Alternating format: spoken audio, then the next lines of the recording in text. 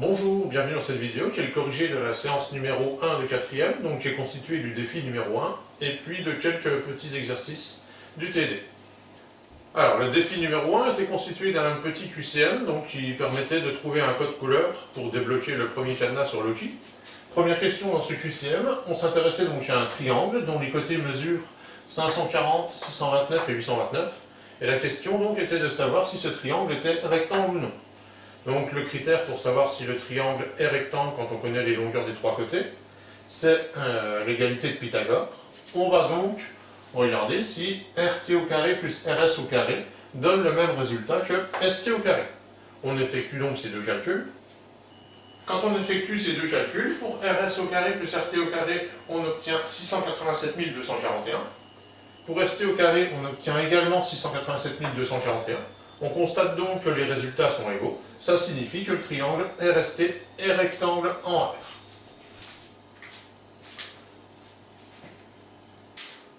Deuxième question de ce petit QCM, donc, il s'agissait donc de réduire l'expression 2y moins 4 moins entre parenthèses moins 5y plus 7. On applique donc les règles de suppression de parenthèses, puisqu'elles sont précédées d'un signe moins. On va distribuer le moins à tout ce qui se situe dans la parenthèse. Donc 2y moins 4, ça ne change pas.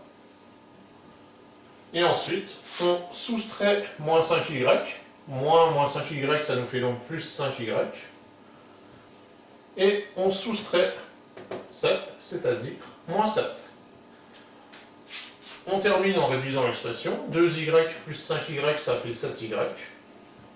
Moins 4, moins 7, ça fait moins 11. Donc cette expression était égale à 7y moins 11. Troisième question de ce QCM. On demandait, parmi les trois propositions qui étaient faites, de trouver celle qui correspondait à une forme factorisée de 20h au carré moins 50h. Alors deux possibilités. Soit on factorise cette expression, et on regarde, on compare ce qu'on obtient avec les propositions qui étaient faites. Soit on prenait les trois propositions qui étaient faites l'une après l'autre, et on les redéveloppait. Donc ici, je vais factoriser 20h au carré moins 50h. Alors ici, on a h au carré et ici on a h, ça veut dire qu'on pourra factoriser avec h. Et puis 20 et 50 sont des multiples de 10, ça veut dire qu'on peut aussi factoriser par 10. On peut donc factoriser par 10h. 20h au carré c'est 10h fois 2h.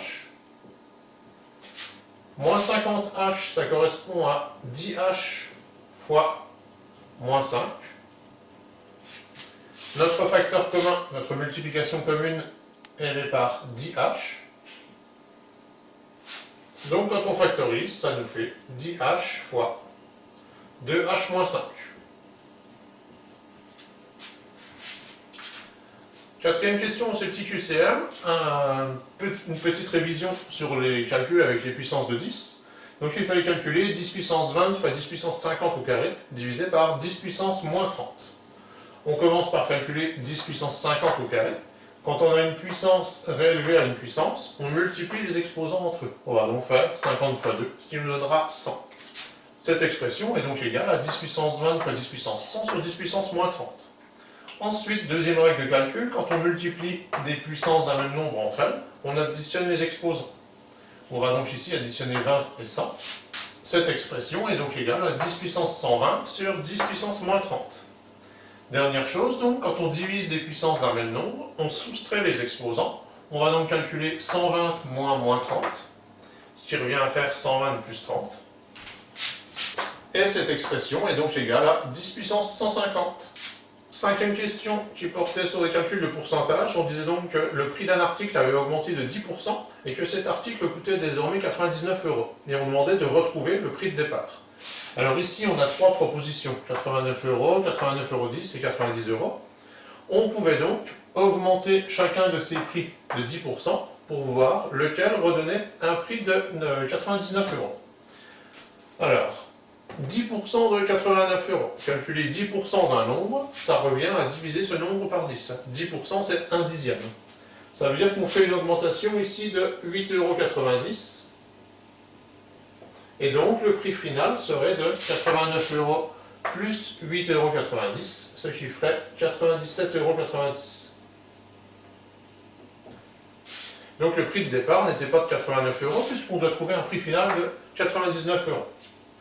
Si le prix au départ est de 89,10 euros, donc 10%, c'est-à-dire un dixième de 89,10 euros, ça ferait 8,91 euros. Et si on augmente ce prix de 8,91 euros, ça va nous donner 98,01 euros. C'est toujours pas 99 euros, donc le prix de départ n'est pas de 89,10 euros. Dernière situation, si on a un prix de départ de 90 euros, 10% de 90 euros, donc un dixième de 90 euros, ça fait 9 euros. Et si on ajoute 90 euros et 9 euros, on trouve bien un prix final de 99 euros. Ça signifie que le prix de départ était de 90 euros. Alors, une autre façon de faire quand on connaît le prix final et qu'on recherche le prix de départ, on peut s'aider soit d'un schéma, donc je vais le faire avec un petit schéma, soit on peut utiliser les tableaux de proportionnalité et donc la règle des produits en croix. Alors, si on fait un schéma, on va représenter par ce rectangle le prix initial de l'article, c'est-à-dire 100% de son prix. Et on le divise, ce rectangle, en 10 carreaux. Chaque petit carreau va donc représenter 10% du prix. On ne connaît pas ce prix, mais ce qu'on sait, c'est que si on l'augmente de 10%, alors le prix passe à 99 euros. Donc si je l'augmente de 10%, ça veut dire que je rajoute encore un carreau. Et ce prix final, c'est 99 euros. J'ai donc 11 carreaux, 1, 2, 3, 4, 5, 6, 7, 8, 9, 10, 11. Donc 11 carreaux qui représentent 99 euros. La valeur d'un carreau, ce sera donc 99 euros divisé par 11. Et 99 euros divisé par 11, ça fait 9 euros pour un carreau. Puisque chaque carreau représente 9 euros, au départ, le prix de l'article était représenté par 10 carreaux. Ça veut donc dire que le prix de l'article au départ, c'était 10 fois 9, donc 90 euros. Dernière façon de faire, avec les produits en croix, on construit donc un petit tableau de proportionnalité. On y fait figurer le prix en euros et le pourcentage. Le prix de départ, on ne le connaît pas, c'est ce qu'on cherche, mais ça représente 100% du prix. Et on sait que si ce prix augmente de 10%, et passe donc à 110%, le prix de l'article sera de 99 euros. On a un tableau de proportionnalité avec 3 cases qui sont complétées parmi les 4. On peut donc calculer cette valeur en utilisant un produit en croix. On va donc faire 99 fois 100 divisé par 110. Et on retrouve donc notre prix de départ qui est de 90 euros. Ce qui est important en fait pour faire ce genre d'exercice, c'est de bien interpréter le pourcentage qui correspond au prix après l'augmentation. Dernière question pour ce QCM, on s'intéresse à un triangle ABC dont les dimensions mesurent 3, 4 et 5 cm. Donc on a vu à plusieurs reprises que ça correspondait à un triangle rectangle. Et dans ce triangle, on demande donc de calculer la mesure de l'angle BAC. Puisqu'on est dans un triangle rectangle et qu'on cherche à calculer la mesure d'un angle, on va utiliser les formules de trigonométrie. Donc ici, la formule du cosinus. Le cosinus d'un angle, c'est donc égal à côté adjacent à cet angle divisé par hypoténuse. Ici, l'angle, c'est BAC. Son côté adjacent, c'est donc AB. Et l'hypoténuse, AC. Donc cosinus BAC, c'est égal à AB sur AC.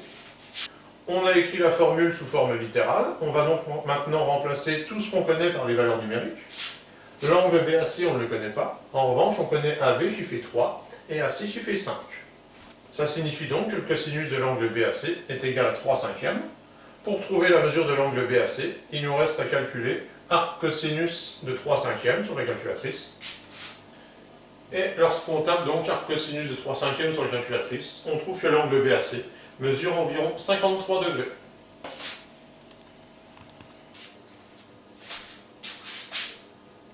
Le corrigé de l'exercice numéro 6, page 9 maintenant. Alors, premier calcul, A égale 15 plus 5 fois moins 8. Donc, la multiplication est prioritaire sur l'addition. On va donc commencer par calculer 5 fois moins 8. 5 fois moins 8, c'est égal à moins 40. Donc, l'expression A est égale à 15 plus moins 40, ce qui fait moins 25. L'expression B, moins 8 divisé par 4, moins 5. la division est prioritaire sur la multiplication. On va donc calculer moins 8 divisé par 4, ce qui fait moins 2. L'expression B est donc égale à moins 2 moins 5.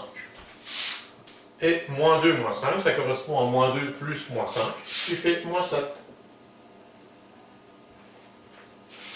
L'expression C, 19 moins 12 divisé par moins 4. La division est prioritaire sur la soustraction. On va donc calculer 12 divisé par moins 4 pour commencer, ce qui fait moins 3. Donc l'expression C est égale à 19 moins moins 3. Soustraire moins 3, ça revient à additionner 3. Donc l'expression C correspond à 19 plus 3, ce qui fait 22. Expression D maintenant, moins 10 plus 10 fois moins 4. Comme pour les fois précédentes, la multiplication est prioritaire sur l'addition. On va donc commencer par calculer 10 fois moins 4. 10 fois moins 4, ça fait moins 40. Donc A est égal à moins 10 plus moins 40, ce qui fait moins 50. Alors, calcul pour l'expression E maintenant. C'est donc une division présentée sous forme d'une fraction. Moins 9 fois 4 divisé par 6 fois moins 2. On commence par calculer le numérateur et le dénominateur. Et on terminera donc par la division. Moins 9 fois 4, ça fait moins 36. 6 fois moins 2, ça fait moins 12. Moins 36 divisé par moins 12, on divise un nombre négatif par un nombre négatif, le résultat est donc positif. Et 36 divisé par 12, ça fait 3. Même chose, même type de calcul pour l'expression f, sauf que ici, on a une priorité opératoire à respecter au numérateur. Moins 3, moins 6 fois moins 3, on va donc commencer par la multiplication, 6 fois moins 3, qui fait moins 18. C'est donc au numérateur moins 3 moins 18. Et au dénominateur, 2 fois moins 3, qui fait moins 6. Moins 3 moins 18, ça correspond donc à moins 3 plus 18. Soustraire moins 18, c'est comme additionner 18. C'est donc moins 3 plus 18. Moins 3 plus 18, ça fait donc 15. Donc, E correspond à 15 sur moins 6. 15 divisé par moins 6, on divise donc un nombre positif par un nombre négatif. Le résultat est donc négatif.